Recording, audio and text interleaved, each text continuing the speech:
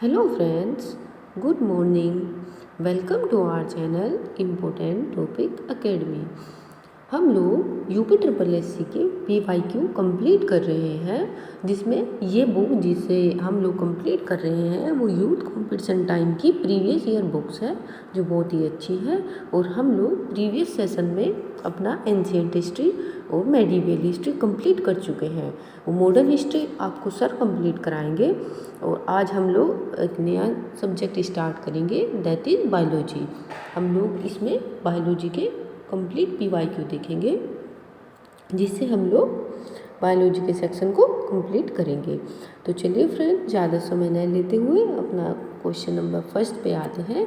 इससे पहले एक छोटी सी रिक्वेस्ट है आपसे, प्लीज़ हमारे चैनल को ज़रूर सब्सक्राइब कीजिएगा। चलिए फर्स्ट क्वेश्चन से स्टार्ट करते हैं। प्रोटीन्स छोटे बिल्डिंग ब्लॉक से बने होते हैं, जिन्हें किस नाम से कहा जाता है?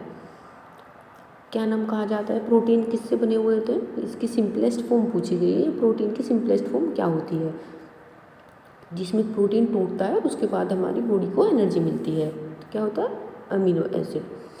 ये JEE 2016 में आया हुआ है। प्रोटीन अत्यंत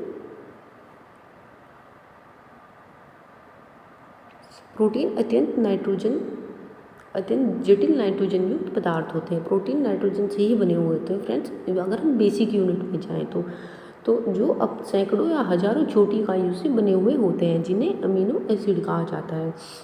यह एक लंबी श्रृंखलाओं में से एक दूसरे से जुड़े होते हैं, जिनकी रचना लगभग 20 विभिन्न प्रकार के अमीनो एसिड के भिन्न भिन्न संयोजन से बनती है।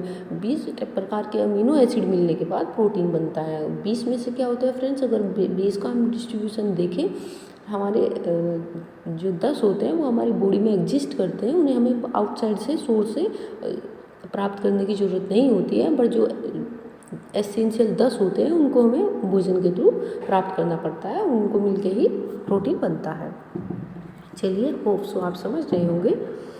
नेक्स्ट क्वेश्चन, अंगूर की खेती करने को या संवर्धन करने को निम्नलिखित में से किस नाम से जाना जाता है? कॉमन सा क्वेश्चन ही पूछे जाते हैं इस तरीके के क्वेश्चन बहुत सारे। आंसर भी ए, विटिकल्चर। अंगूर की खेती करने को या संवर्धन करने को विटिकल्चर के नाम से जाना जाता है। अंगूर एक बलवर्धक सौंदर्यवर्धक फल है। मछली पालन को क्या कहा जाता है? पीसीकल्चर। रेशम के कीटों के पालन को सेरीकल्चर, ये मोस्ट इम्पोर्टेंट है। वो बागबानी को हॉर्टिकल्चर कहा जाता है। चलिए थर्ड क्वेश्चन, निम्नलिखित में से कौन सा शब्द रेशम के कीड़े के लिए वाणिज्यिक पालन को संदर्भित करता है? रेशम के कीड़े वाले को क्या कहा जाता है? जो रेशम पालन करता है उनके पालन को क्या कहते हैं? Answer B, sericulture. रेशम बनाने के लिए रेशम के कीटों का वाणिज्यिक पालन, जो क्या कहते हैं? सेरीकल्चर या रेशम कीट पालन कहा जाता है। विश्व में रेशम का प्रचलन सर्वप्रथम चीन से शुरू हुआ था। चीन प्राकृतिक रेशम विश्व में उत्पादन करने वाला प्रथम स्थान पर और भारत सेकंड पर है।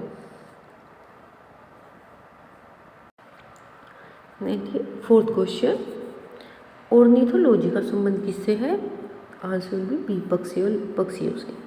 ऑर्निथोलॉजी क्या कहते हैं? बायोलॉजी की वह शाखा है जिसके अंतर्गत पक्षियों का अध्ययन किया जाता है।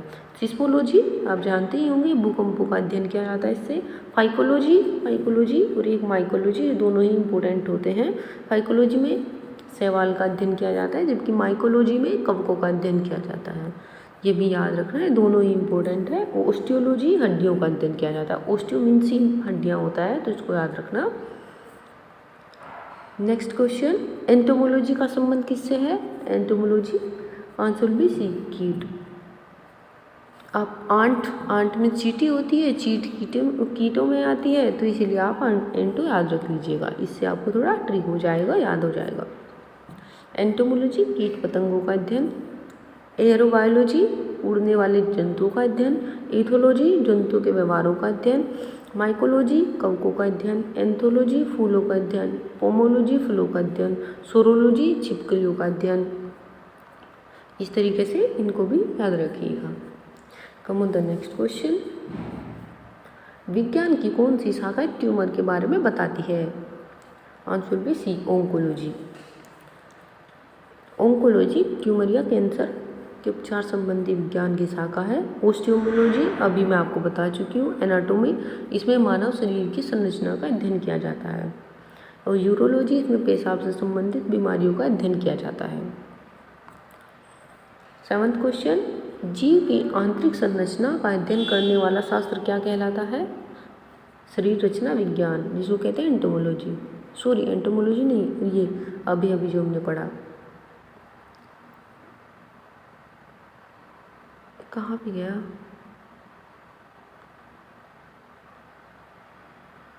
ये एनाटोमी, सॉरी एनाटोमी, ये वाला। इसकी एक्सप्लेनेशन में भी दिया है। शरीर रचना विज्ञान एनाटोमी के अंतर्गत शरीर की आंतरिक संरचना का अध्ययन किया जाता है, जबकि कृषि विज्ञान कृषि से, एग्रोलॉजी मिट्टी से, मानव विज्ञान मानव के उद्भव एवं विकास से संबंधित है। 8 क्वेश्चन, चींटों के अध्ययन को क्या कहते हैं? चींटों के अध्ययन को क्या कहेंगे? मानविकोलॉजी। चींटों के अध्ययन को क्या कहते हैं? मानविकोलॉजी। आप थोड़ा इनको ट्रिक से लगाइएगा फ्रेंड्स, अगर ऐसे करेंगे तो आप भूल जाएंगे कुछ। थोड़ा जब भी आप पढ़ें इनको स्लाइटली किसी से रिलेट करके पढ़ेंगे तो ये आपको ज़्यादा टाइम तक याद रहेंगे। चींटियों के अध्ययन को मार्मिकोलॉजी कहते हैं। हर्पेटोलॉजी किसको कहते हैं? सरीसृप वर्ग के अध्ययन को, उभयचर जिनको रेप्टाइल कहते हैं, का अध्ययन। और निमेटोलॉजी के अंतर्गत निमेटोड का अध्ययन या नीडोलॉजी के अंतर्गत पक्षियों के घोंसलों का अध्ययन किया जाता है। नीड मीन्स घोंसला होता है, तो नीडोलॉजी तो वहीं से बन जाएगा। ये तो सीधा सीधा डायरेक्ट रिलेट हो रहा है। 9th क्वेश्चन, और फ्रेंड्स उम्मीद करती हूँ ये आपको पसंद आ रही होंगे। जो भी बच्चे अब तक देख रहे हैं, इट मीन्स वो सीरियस स्टूडेंट हैं। उन लोगों को मैं एक ही एडवाइस देना चाहूँगी कि आप लोग कंटिन्यू देखा कीजिए, जो भी स्टार्टिंग से कीजिए एंड तक देखा कीजिए, क्योंकि आप 2 मिनट यहाँ पे देते हैं, 2 मिनट कहीं और देते हैं, उससे हमारा टोटली टाइम वेस्ट होता है। अगर हम उससे एक कंटिन्यू देंगे तो हमारा उसमें टाइम को यूटिलाइज होगा, न कि टाइम वेस्ट होगा। तो इसीलिए आप जहाँ से भी करें और प्रीवियस क्वेश्चन ज़रूर लगाइएगा। मैं ये नहीं बोल रही हूँ आप यहीं से कीजिए, जहाँ से भी आप समय सही समझे वहीं से कीजिए, बट कीजिएगा ज़रूर, ये मोस्ट इम्पोर्टेंट है। इनसे ही सब कुछ समझ आएगा आपको। आप पैटर्न जो समझेंगे इसी से समझेंगे कैसे तैयारी करनी है। बैकबोन एक तरीके से कह सकते हैं। वो सिर्फ हमारे पास एक आइडिया जो होता है वो सिर्फ हमारा प्रीवियस ईयर पेपर ही होता है। उसी से हम लोग आइडिया लगाते हैं कि हमें किस डायरेक्शन में अपने आप को गेट रेडी करना है। तो चलिए, और एक मेरी छोटी सी रिक्वेस्ट भी मानिएगा, चैनल को सब्सक्राइब जरूर कीजिएगा। घाव का अध्ययन क्या कहलाता है? घाव का अध्ययन क्या कहलाता है फ्रेंड्स? ट्रोमेटोलॉजी। ओंकोलॉजी कैंसर का अध्ययन, डर्मेटोलॉजी त्वचा का अध्ययन किया जाता है। मनुष्य के सौंदर्य का अध्ययन कैलोलॉजी कहलाता है। 10th नंबर क्वेश्चन, पीडियाट्रिक्स निम्नलिखित में से किसके अध्ययन के लिए किया जाता है? आंसर विल बी सी, शिशु रोग। ये लोअर पीसीएस में आया हुआ क्वेश्चन है। पीडियाट्रिक्स शिशु के अध्ययन, शिशु रोग अध्ययन के लिए किया जाता है।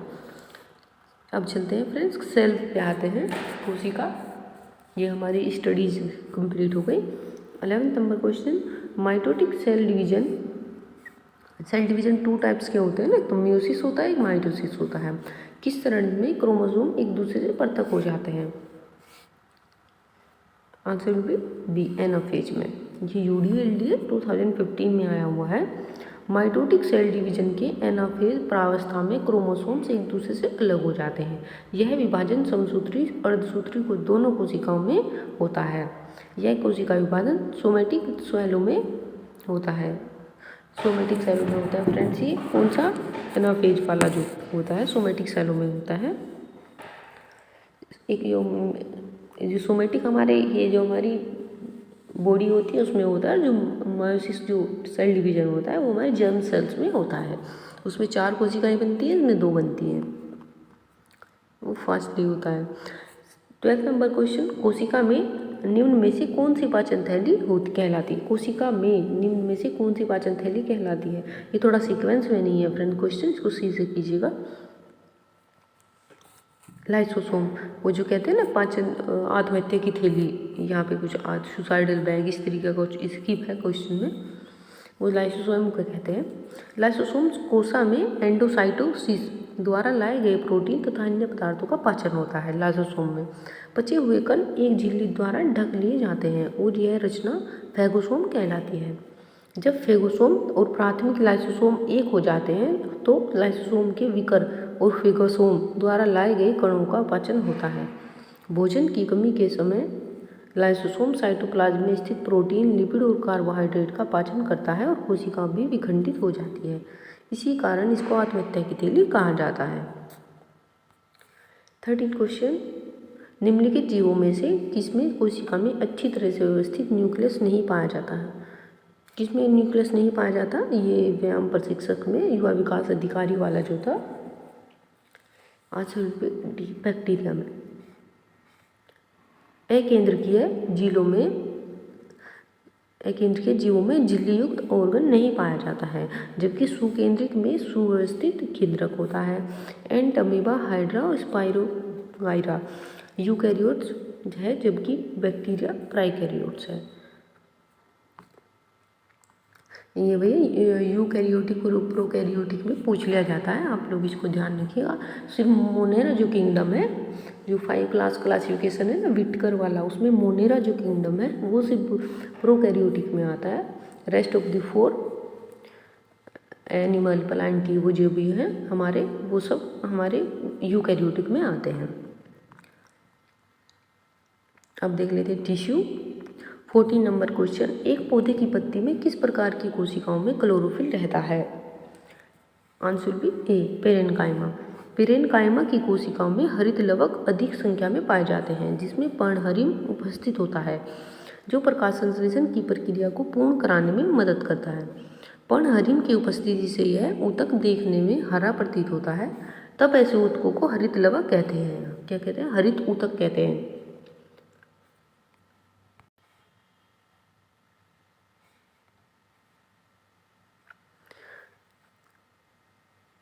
15 नंबर क्वेश्चन, क्लोरोफिल जलाया जाए तो कौन सा तत्व शेष बचेगा?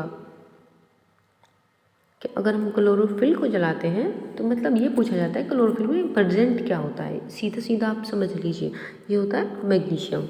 पर्णहरिम क्लोरोफिल की भस्म में Mg मैग्नीशियम पाया जाता है, जो पौधों में प्रोटीन संश्लेषण में, प्रकाश संश्लेषण तथा वसा संश्लेषण क्रियाओं के लिए आवश्यक होता है। इसकी कमी से पौधे पीले पड़ जाते हैं, जिसे हरिमाहीनता कहते हैं।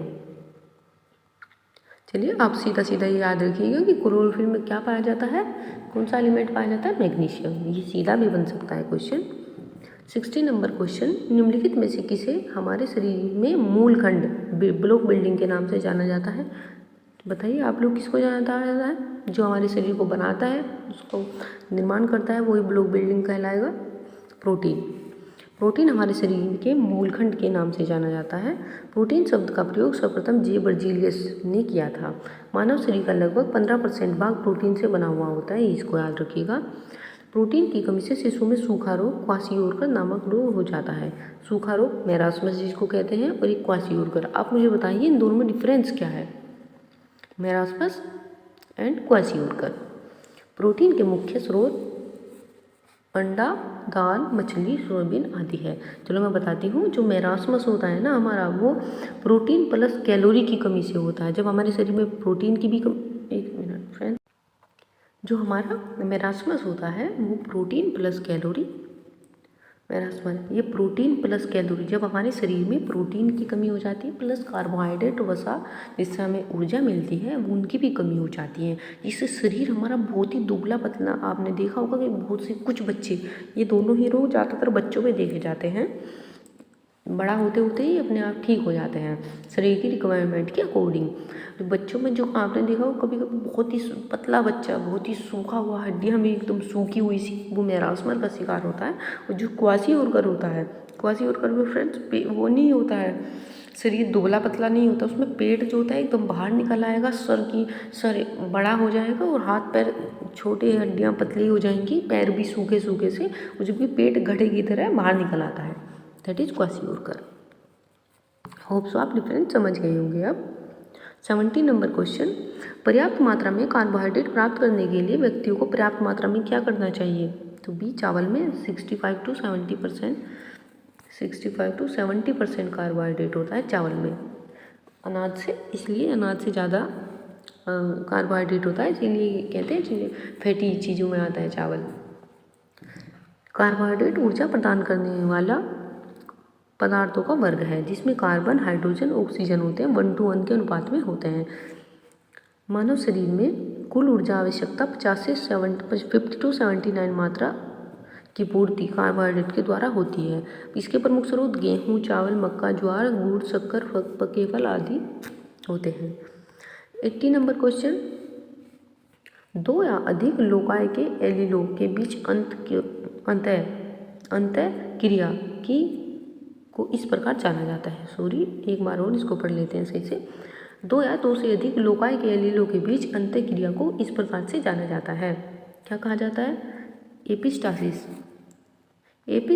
एपिस्टोसिस, जिसमें एक जीन के प्रभाव को एक या कई अन्य जीनों के द्वारा संशोधित किया जाता है, जिन्हें कभी कभी संशोधन जीन भी कहा जाता है।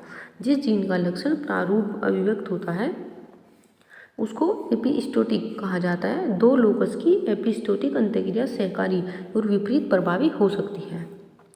चलिए 90 नंबर क्वेश्चन, अनुलेखन ट्रांसक्रिप्शन के दौरान डीएनए का वह स्थान जहाँ पे आरएनए पॉलीमरेज जुड़ता है क्या कहलाता है? आंसर भी सी, ये प्रोमोटर। ये काफ़ी डेप्थ में पूछा गया क्वेश्चन है, तो आप लोग थोड़ा इस पर ध्यान दीजिएगा कि इतना डेप्थ में भी क्वेश्चन बन सकते हैं। प्रत्येक जीन या सिस्टोन के शुरू में प्रोमोटर से स्थल तथा अंत में समापन स्थल होता है। अनुलेखन के दौरान प्रोमोटर स्थल पर आरएनए पॉलीमरेज जुड़ता है जहाँ 20 से 200 न्यूक्लियोटाइड्स होते हैं। आनुवंशिकी पे आ जाते हैं, जेनेटिक्स पे आ जाते हैं अपना। एक अनिषेचित अनफर्टिलाइज्ड जिसको कहते हैं, मानव अंडे में सामान्यतः होता है। मानव अंडे में क्या होता है? आंसर ए, एक्स क्रोमोसोम होता है। सामान्यतः अनिषेचित मानव अंडे में एक्स क्रोमोसोम होते हैं। मानव में 23 जोड़े गुणसूत्र होते हैं, क्रोमोसोम होते हैं, जिनमें से 22 जोड़े समान लिंगी गुणसूत्र ऑटोसोम जिनको कहते हैं समान होते हैं, वो लोग मेल में भी फीमेल में भी। तब एक जोड़ी 23वां जोड़ी असमान लिंगी गुणसूत्र होता है, उनको हेटेरोसोम्स कहते हैं। मानव में लिंग निर्धारण के लिए हेटेरोसोम्स उत्तरदायी होते हैं। नर में यह XY तथा मादा में XX होते हैं। स्त्रियों में अर्धसूत्री विभाजन द्वारा 2 अगुणित युग्मक XX बनते हैं। मादा युग्मक अंडाशयों में बनते हैं। ये शुक्राणु की तुलना में काफ़ी बड़ा, लगभग गोल पुच्छ रहित और अचल होते हैं, गोल्ड होते हैं ये, जबकि पुरुषों में समसूत्री विभाजन के द्वारा युग्मक XY बनते हैं। 21 क्वेश्चन, हंसिया कोशिका रक्तल्पता सिकल सेल एनीमिया जिसको कहते हैं किसके कारण होती है? आंसर भी बी, हीमोग्लोबिन के असामान्य स्तर के कारण, जिसको हम सिकल सेल एनीमिया, उसमें जो हमारी RBC होती है ना, वो हमारी हंसी के आकार में मुड़ जाती हैं।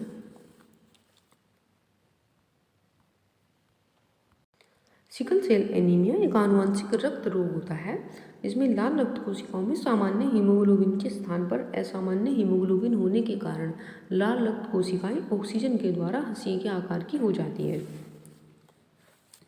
सिकल सेल एनीमिया से माता व पिता में से किसी को भी ये वेक्टर होता है, भाग होता है सिकल सेल एनीमिया का।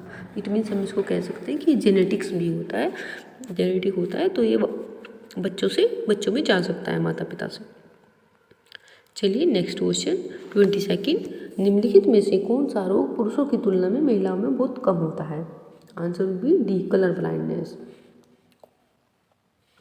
ये एक जेनेटिक रोग है जिसकी जो वेक्टर होती हैं, जो वाहक होती हैं, वो फीमेल होती है, बट ये ज़्यादा जो होता है मेल में होता है, फीमेल में नहीं होता है। इसको क्या कहते हैं फ्रेंड्स? इसको वो भी कहते हैं, चलो मैं बताऊंगी आगे जाके। वर्णांधता रोग में रोगी को लाल एवं हरा रंग पहचानने में की क्षमता नहीं होती है। इसमें क्या होता है, हमारी जो कोन सेल होती है ना आँखों में, कोन सेल, रोड सेल, वो इफेक्टेड हो जाती हैं। उसमें लाल और हरा रंग पहचानने में उसकी क्षमता नहीं होती है। इस रोग से मुख्य रूप से पुरुष प्रभावित होते हैं। स्त्रियों में तभी होता है जब इसके दोनों गुणसूत्र प्रभावित हों। इस रोग की वाहक स्त्रियाँ होती है, जिसमें मैंने अभी आपको बताया वाहक स्त्रियाँ होती हैं, बट जो इफेक्टेड होते हैं वो मेल होते हैं। 23, क्रोमोसोम टर्नर सिंड्रोम में प्रभावित होते हैं। टर्नर सिंड्रोम में कितने क्रोमोसोम प्रभावित होते हैं? जैसे हमारे इसमें 46 होते हैं ना, तो टर्नर सिंड्रोम में 45 हो जाते हैं वो लोग, उसमें एक क्रोमोसोम कम हो जाता है। टर्नर सिंड्रोम एक आनुवंशिक रोग है जो लड़कियों के विकास को प्रभावित करता है। यह रोग अर्धसूत्री विभाजन में अनियमितता से उत्पन्न होता है। विभाजन में अनियमितता होने से एक ऐसे अंडे का निर्माण होता है जिसमें कोई भी लिंग गुणसूत्र नहीं होता है तथा दोनों लिंग गुणसूत्र एक ही अंडे में चले जाते हैं। इस प्रकार जब अंडा सामान्य शुक्राणु से निषेचित होता है तो बनने वाले जाइगोट में लिंग गुणसूत्रों की संख्या 45 हो जाती है।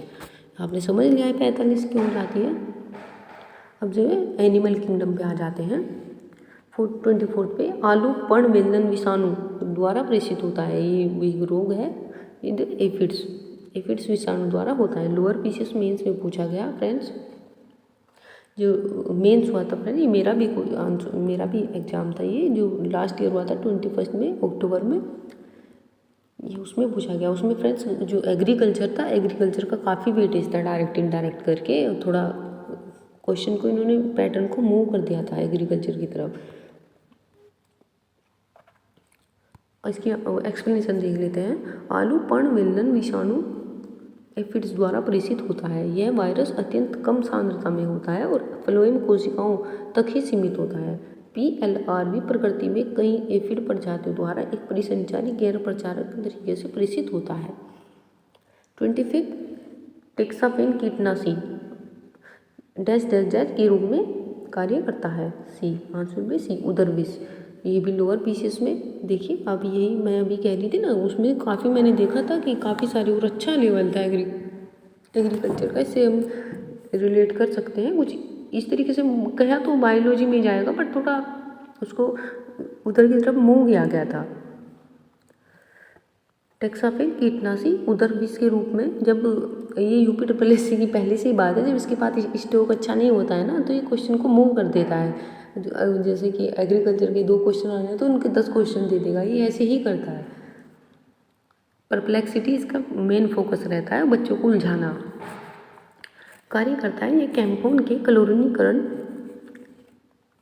द्वारा बनाए गए कार्बनिक यौगिकों का एक घना पीला अर्धठोस मिश्रण है जो तारपीन से प्राप्त होता है और हाइड्रोकार्बन से प्राप्त किया जाता है। तारपीन से प्राप्त हाइड्रोकार्बन से प्राप्त होता है ये टेक्साफेन। इसका उपयोग कीटनाशक के रूप में किया जाता है। 26 कुछ जानवर बच्चों को जन्म देते हैं और कुछ अंडे देते हैं जो बाद में बच्चों का रूप ले लेते हैं। बच्चे के रूप में जन्म देने वाले जानवरों को किस नाम से जाना जाता है? जो बच्चे देते हैं उनको क्या कहा जाता है फ्रेंड? इनको कहा जाता है विविपोरस, विविपोरस इनको कहते हैं। और जो अंडे देते हैं उनको ओविपोरस कहते हैं। इनको जरायुज, हिंदी में जरायुज कहेंगे। कुछ जानवर बच्चों को जन्म देते हैं जिन्हें जरायुज कहा जाता है, जैसे मनुष्य, चमगादड़, खरगोश, घोड़ा आदि, जिनमें सभी मैमल्स आते हैं मोस्टली। जबकि कुछ जंतु अंडे के माध्यम से बच्चे पैदा करते हैं, उन्हें अंडज कहा जाता है, जैसे शुतुरमुर्ग, सांप आदि।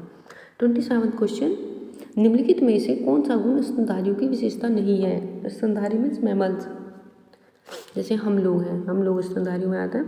ये गर्म रक्त वाले होते हैं, ये गर्म रक्त वाले जीव होते हैं। इनमें त्रिकक्षीय हृदय पाया जाता है। गर्म रक्त ये कहते हैं ना वार्म ब्लड,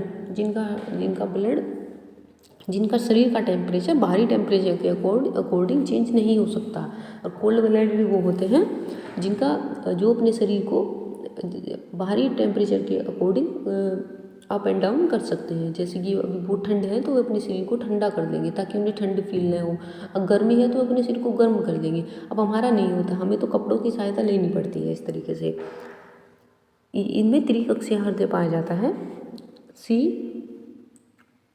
चलिए अब हम सीधा आंसर पे आते हैं। ये इसका आंसर नहीं है। ये तीनों हैं, गर्म रक्त वाले भी होते हैं। इनकी त्वचा में बालों के साथ साथ पसीने की तेल ग्रंथियाँ, ऑयल ग्लैंड्स भी मिलती हैं। अधिकांश स्तनधारी जीवित शिशु पैदा करते हैं। ये मैंने आपको बताया, मोस्टली मैमल्स जो होते हैं। और इनका श्वसन जो होता है फेफड़ों द्वारा होता है। इनका हृदय जो होता है 4 ब्लॉक में डिवाइड होता है। नेक्स्ट 28 क्वेश्चन, नीचे दिए गए विकल्पों में से वर्ग इंसेक्टा, कीट, इंसेक्ट होते हैं ना, संदर्भ में गलत कथन को पहचान करें। गलत कथन कौन सा होगा? सी। हम लोग सही देख लेते हैं। इनमें तीन जोड़ी पैर पाए जाते हैं। इनके पैर आपस में जुड़े होते हैं। इनके वक्षीय खंडों पर में पैर विद्यमान रहते हैं। ये लोअर एग्जाम में आया था 2019, जिसका मेंस हुआ था ना प्रीवियस ईयर में, उसी के प्री में आया था ये। आर्थ्रोपोडा प्राणी जगत का सबसे बड़ा स्तंभ है। इसके अंतर्गत वर्ग इंसेक्टा भी आता है। इनका शरीर काइटिन युक्त बाह्य कंकाल से ढका रहता है, जिसमें 3 जोड़ी पैर आपस में जुड़े हुए रहते हैं। इनमें श्वसन कलोम, पुष्टकलोम, पुष्पफुस अथवा श्वसन कोशिकाओं द्वारा होता है। रक्त परिसंचरण तंत्र खुला होता है, ओपन सर्कुलेटरी सिस्टम होता है फ्रेंड्स इनका। उदाहरण एपिस मधुमक्खी, बोम्बिक्स, लिसिफेरा, लेखा, एडीज मच्छर। 29 निम्नलिखित में से कौन सा एक कूटपाद जिसे अमीबा, फॉल्स फीट जिनको कहते हैं, अमीबा अपने भोजन को निगलता है?